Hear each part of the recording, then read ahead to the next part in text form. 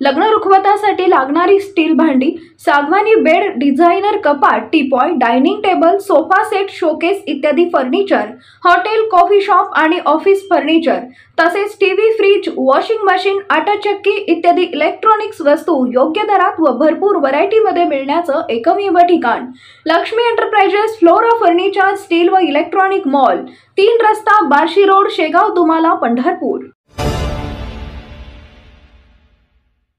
भाजपा महायुतीच्या सोलापूर व माढा लोकसभा मतदारसंघात उमेदवारांच्या प्रचारासाठी पंढरपूर येथे केंद्रीय रस्ते वाहतूक मंत्री नितीन गडकरी यांची सभा आयोजित करण्यात आली होती।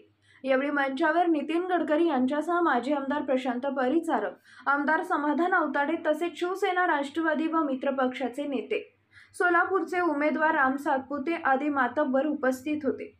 विशेष म्हणजे ही सभा सायंकाळच्या सुमारास असल्यामुळे उन्हाचा कहरही कमी झालेला होता।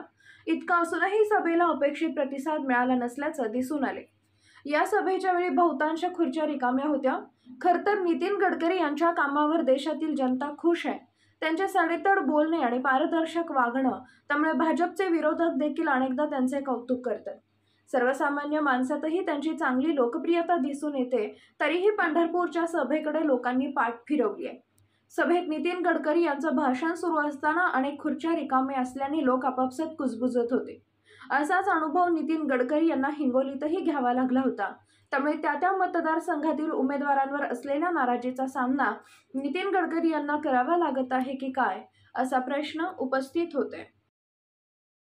ताज्या घडामोडी जाणून घेण्यासाठी शिवशाही न्यूज यूट्यूब चॅनलला सबस्क्राइब करा। आपण हा व्हिडिओ फेसबुकवर पाहत असाल तर फेसबुक पेज फॉलो करा आणि शिवशाही न्यूज.com या आपल्या वेबसाईटलाही भेट द्या।